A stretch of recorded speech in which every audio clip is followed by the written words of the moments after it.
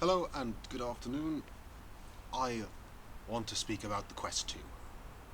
Doesn't everyone in the world? It's a pain in the arse to speak about because we've all been looking forward to a second generation Quest, even though the last one has only come out a year and a half ago or a year ago. But something which is even more upgraded, even more optimized to this free wireless VR experience that you can take anywhere and that you can do with whatever you want. That you are free to run around whichever direction you will. Fantastic. Looking forward to it immensely. And then I saw the Quest 2, and it immediately caused me utter confusion. What is the Quest 2? What do we really need it for right now? And, well, there are certain general improvements you expect from a second version of a product, but the Quest 2 hasn't moved the game on at all. It's not the Xbox 360 to the original Xbox. It's not a PlayStation 4 to a PlayStation 3. It's pretty much equivalent to a PS4 Pro or the Xbox Series X or whatever the higher version of the two will be called. It's simply a better Quest. So I find it, first of all, the naming convention very awkward because it feels almost like it's been named for the purposes of marketing, not for the purposes of actually developing a new generation, which is very uncomfortable for me. There are some key points I'd like to bring up straight away, which you can just see from the visual unit. First of all, the as default head strap looks very disappointing. It looks cheap, it looks nasty, it doesn't allow hair to flow through as easily, and most importantly of all to me, because I play a lot of VR with friends, it doesn't look like it's as easy to simply pass around as the original. You have to undo it, take it off, give it to somebody else. They then have to redo it rather than simply expanding, plop on head, and it's roughly in place. And then some people might need to tighten the top strap. They'll still need to tighten the top strap. It's now just that they have to fiddle around with it, and for some reason it's righty-loosey, lefty-tighty, which doesn't seem to make much sense either. And it's a much cheaper looking design, and when you're talking about VR, the design of it matters a lot, because of course that's what other people are seeing. That's what everybody else is looking at. And the original Quest has such a dynamic, well-structured feel to it that it holds to your head very, very nicely. Which leads me on to my second point of disappointment, which are the add-ons which Facebook or Oculus really want you to buy. Now, there are two separate Pro straps, which are much closer in design to the original Quest. So they have an extra loop around the back, so that it's really held firmly rather than being held at a kind of parallel to the actual console. It's a bit more dug in. Very, very good. That is precisely what I want. It has a dial like the PlayStation VR in back. Again, a really nice thing, and something very easy to explain to people. To just, you tighten the dial when you've managed to position everything so that you can see clearly, and then you tuck yourself in. Completely cool. And they have the other version, the second version, which is a Pro head strap with a battery built into it that you can then plug into the side of your console. And again, they promise it's got better weight distribution for the console, which I completely believe. I really love the idea of it. However, the Pro head strap is £50 roughly. Assumed might be a tiny bit lower, but I think 50 is the number that's been drifting around. And the head strap with a battery on it is around £120-130. That's expensive. That's expensive simply to have your console being as comfortable as the previous one. Some of you will hopefully remember when the PlayStation 3 or PlayStation 4 were being talked about. They kept showing this ridiculous, almost torus-shaped controller that Sony were apparently going to use, silver and looking ridiculous, almost like an Apple Pippin controller.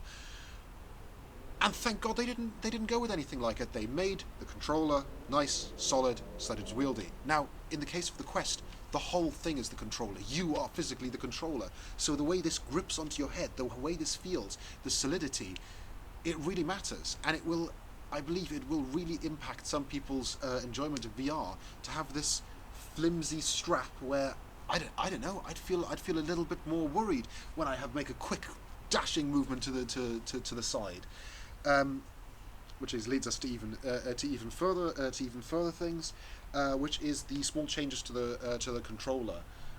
I've read in a few places that some people are saying that the new controllers feel slightly less accurate because they have a slightly lower refresh rate for the LEDs. I somewhat trust Facebook here and Oculus to simply have done their jobs well and have not let us down on the actual tracking too much. I can understand, and I would love it if you could simply switch on an option that says I want to use my old controllers. So I'm not too worried about the technical specifications of the controllers. What I am irritated about, and it's a really petty irritation, but it's a really big one in virtual reality, the controller grips have gone. And there used to be a small mesh work of kind of grippy bits on the original Quest's black wonderful controllers, which I found absolutely integral to the experience. They allowed you to very literally grip onto the controller. Now, I don't know what they've changed for it, but it looks like they've just made the controllers a little bit more to budget to try and hit that $299 probably pounds to price tag. And that leads to some distinct worries, which is that this has ultimately been built to a much stricter, much smaller specification. And along with that are the IPD/IDP options, which is, if you remember, underneath our lovely original Quest on this side, you had a slider which allowed you to match the position of the lenses and the position of the screens behind it to your actual iris. Makes complete sense. You have incredibly fine controls, and to me, somebody who likes their screens all the way out here, absolutely marvelous. And to hear that we've been given a much cheaper option for the new for the Quest 2, it makes me very uncomfortable with what they're trying to push onto their market, because specs wise it's a Quest Pro, it's an updated Quest, and then hardware, or at least the feeling hardware, the controller wise, they've downgraded everything. I don't like the idea of having to physically move the lens. It's not great to get your fingers, your dirty, disgusting, and other people's filthy fingers anywhere near your wonderful VR lenses. So already, this idea that instead of using a slider to adjust this space, you're going to have to use 3 separate settings, and you're just going to have to live with one of those. It's a pain, because I think it was something very easy to explain to people, that they just had to get it comfortable on their head, slide this around until it's as most accurate as possible, do some jigging, and then just make sure you tighten it up. And the second or third time somebody has used the Quest, they just know what they're doing. It's much easier, and well, it's disappointing to see these uninnovative steps backward that seem much more like they were done to make it easier to build and make it easier to just farm out than to actually make it as good a console as possible. And I will continue to call it a console, because in my mind, at that $299 price tag, or pounds roughly price tag, we're going to be seeing it competing with the Nintendo Switch and the Xbox Series S, whatever the junior one of the two is called, which puts it into a very affordable range. If you just buy yourself a few add-ons, it can really be a bit of a home console. Which leads me to another one of my final key points, unfortunately, which goes right along with the slider, which is a slightly cheaper feeling idea, which is that instead of having 2 separate screens, one in front of each eye, which you are able to adjust, you get one screen that digitally adjusts exactly where it is. And there's not exactly too much positive to be said about that. It feels like they've built it to a price tag, which would have been fine if they'd called it the Quest Pro. If they realized that the first line of quests, they've now made an incredibly big impression on the market across coronavirus. People have wanted to get them in from every angle. Isn't it so darn exciting to get one of these virtual reality machines in? Yes, it is. So now they want to release a next wave. And I find it disappointing that they've chosen to say this is a next generation and immediately lose the trust of so many consumers as myself who go, it's not actually a next generation console. It's not a PS4 to a PS3. It's not an Xbox 360 to an original Xbox. These were changes, dramatic changes overall, and what they've done is given us an updated Quest with the 256 potential of storage, 64 gigabytes of storage, all absolutely Jim Dandy for a Quest Pro. We've got slightly upgraded hardware. Yes, you do. It's excellent. You've got the new Snapdragon, whatever you have in there. It is a bit better.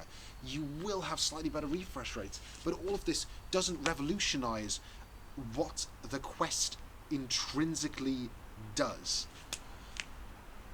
So here kind of takes me to one of my kicks in the teeth, which is it doesn't feel like it's designed for party play anymore. Because as soon as you have to explain to somebody, you have to take it off your face, click one of the lenses in one direction, put it back on your face, take it off, click it in place again, and then you feel like you're at an optician's. Which one feels better? But you can't even compare them right there and then. You have to take it off, click, put it on, or you have to squeeze your little fingers directly past your face.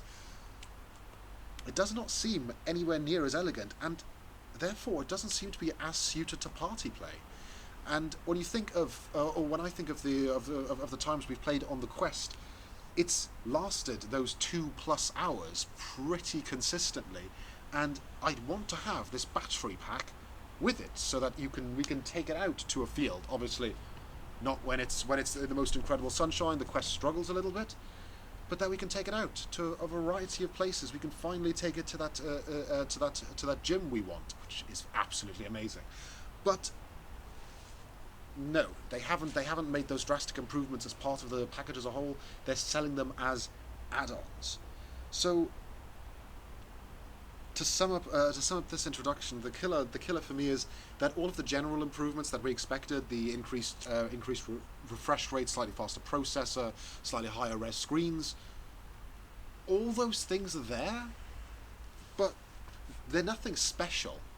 It's like when a car company does a mid-generation facelift, but BMW suddenly doesn't call it the Series 3.5. It's just the Series 3. And eventually they'll release a really new version with a newly built chassis and blah blah blah, and that will be then a proper next generation. And then halfway through that one, there will be a facelift to get every single person wanting to come in and buying it again. And that's all this ultimately is. It has a few nice general improvements, but it's a facelift with some very questionable facelifting involved, from the strap to the shockingly more plasticky insides.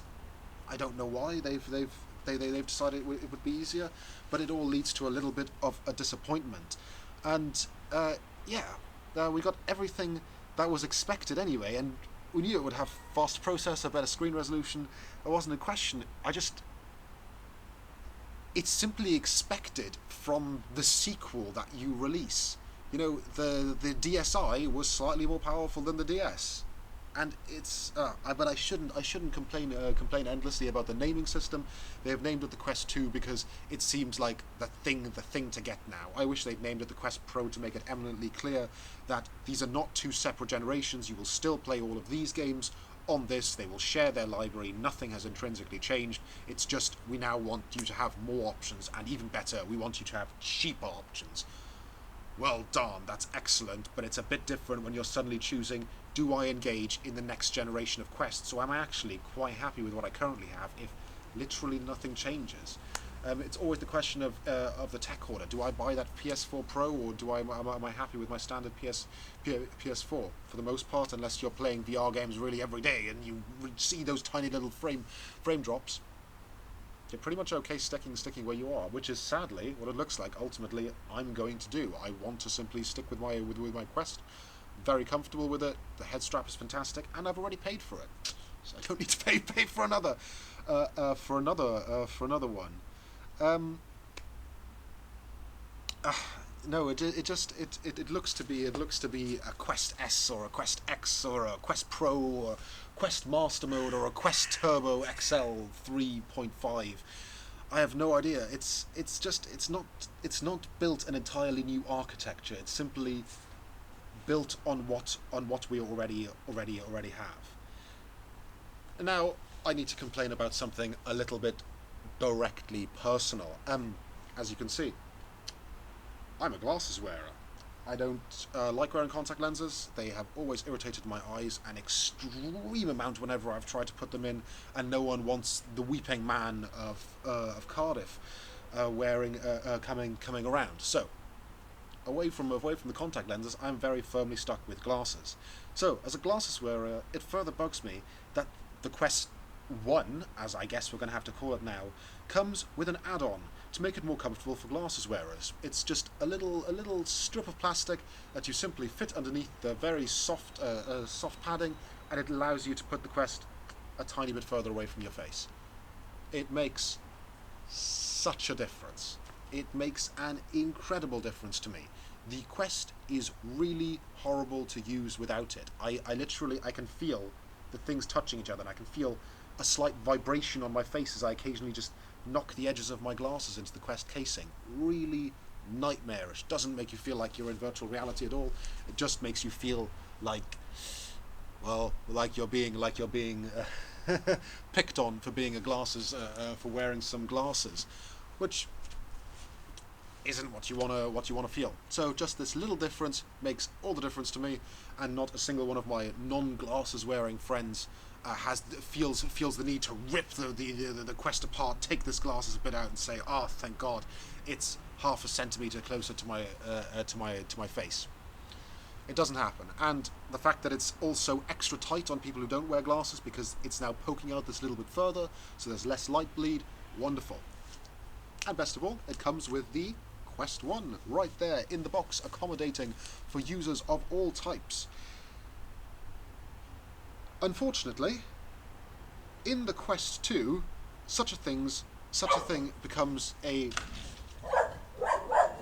Yes, George. Such a thing becomes a purchasable add-on, which makes me all the more awkward. Facebook, one step at a time, seems to be effectively selling us real-life DLC. I know that's what we had for in ages in the past. Add-ons to consoles, left, right, centre. The wonderful Sega 32X. Buy your Nintendo steering wheels for your Wii, Switch, and everything else. Are we all right? Yes. Okay, it's fine. And the fact that it is a purchasable add-on already means that although Facebook and Oculus have really tried to push the Quest down to a $299, $300 effectively price tag, it's not really 300. It's 300 and then all the things that you need to get to actually make it into a comfortable console, which almost feels like a tax on people who want the best experience from your console. And I know Sony and Microsoft, they've been doing this for a while, selling digital-only versions of their consoles, or selling one in a higher power bracket and one in a lower power bracket. But this is different. There are not two power versions of the Oculus Quest 2 available. They're simply storage. So no matter which one you buy, you have to buy this series of add-ons if you want to have a premium feeling experience, if you want to be able to show it to other people and make them also feel comfortable with the experience.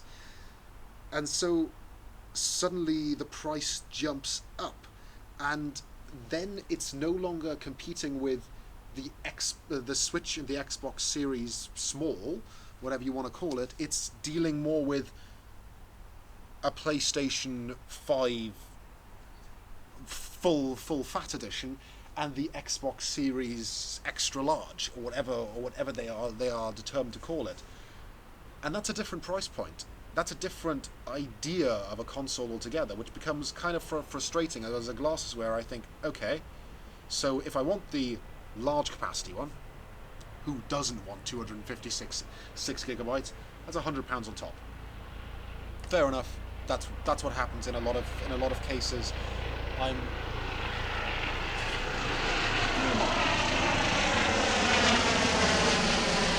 That's noticeably low.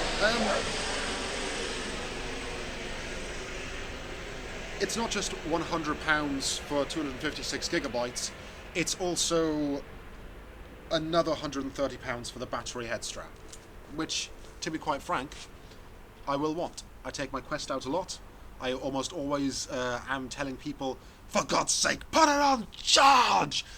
You know, as soon as they've put it down, because I really value when I'm out with people every 5 minutes that Quest can get charged, because it means it gets to extend an entire evening. All the more wonderful idea to have an extended life battery strap for £130. Less amusing, because wow, that's more than half the price of the console I've spent on just the glasses spacers and the battery head strap. And that's not even to mention the link cable. I know there are third-party link cables you can buy. I know there is some software manipulation that you can do to make the standard cable that comes with it to force it to connect to your computer. But if you're gonna do it one way, and the Oculus way, you may as well buy the actual link cable to give yourself access to this wealth of free PC VR games. And I'm not talking about pirating here. I just mean there are so many thousands and thousands of amazing PC VR experiences that will just never be on the Quest. It's not a powerful enough system. It's a really nice thing, but it will never compare to what a PC is able to render. Not even a top spec PC. A relatively decent PC is all you need. But £70? That's expensive again. So if we add it up, let's say we get a 256 gigabyte console. That's 400. Let's count it to the nearest pound. Another 130 for the head strap. That's 530. 70 for the link cable. That's 600. And then 40 for glasses spacers. That's £640. That's £640. That's a lot. And so let's say I can do without the battery head strap. Let's just simply go for the Pro head strap. That's £50. And personally, there's no real option. I'm going to need those glasses spacers. I just am. That's still £90. Basically, let's call it 100, and your bus ticket into town to get it, or the price of postage, whatever on earth you want to add on here. That's without a doubt 100 added onto it, just for a comfortable gaming experience. Doesn't it great? Doesn't it immediately great? And see, it's in the realm of a console. I think people could really buy it as the console that they play. Sure, it's not that Fortnite kind of console, but darn it, is it just simply more exciting than most other things. To play Beat Saber, to play a Cyber Ninja game called Cyrato, where you are backflipping and shooting arrows, throwing a shuriken in this direction, and then in the middle of a dive, drawing your sword and entering slow motion. It's magical. I know. I'm sad. So it's in the realm of a console now at that £300 price tag, which many are able to afford, and that's amazing, because I'd give anything to get VR out to the people and get more of the mass development in for virtual reality, because it's such an exciting potential future. So I'm super excited about VR, and will take any scraps I can get, so I won't complain too much about it being called the Quest 2, despite what I've done for this entire video. But the Quest 2 feels like a bit of a marketing con. It's just an updated Quest and I'm not sure whether I'm willing to buy into Facebook's marketing for the Quest 2. It's not the Quest 2. It's a really cool update with some things that Facebook can hopefully learn from. But that being said,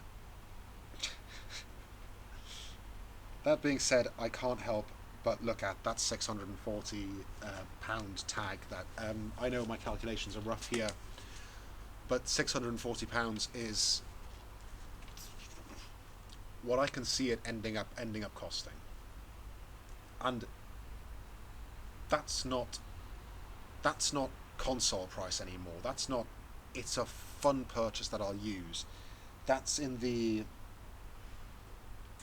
serious dedication to something territory, and it's so mind-bogglingly disappointing when I look at the first Quest and it's got everything in one box. It's clean. It's a very efficient design. It's made so that it suits 99% of people, and this one looks like it's updated in the same ways you'd expect a bad tech company to update something. Throw some more specs at it and not quite realize what made it such a fascinating product in the first place. Alas, I hope that they learn from this, and that they deliver, well, the Quest 2 Mega XD Street Edition with all of the updates, as far as power, specs, screen included, but that they make it a really darn comfortable console again, rather than sacrificing at the altar of price. Well, that's my current opinions as towards the Quest 2. I'm going to have to see whether I can muster up the money, because despite everything I've said in the video, I'd do anything for VR to come off off the ground. Fingers crossed. See you all, and have a lovely day, and tell me what you think about the Quest 2. Ta-da.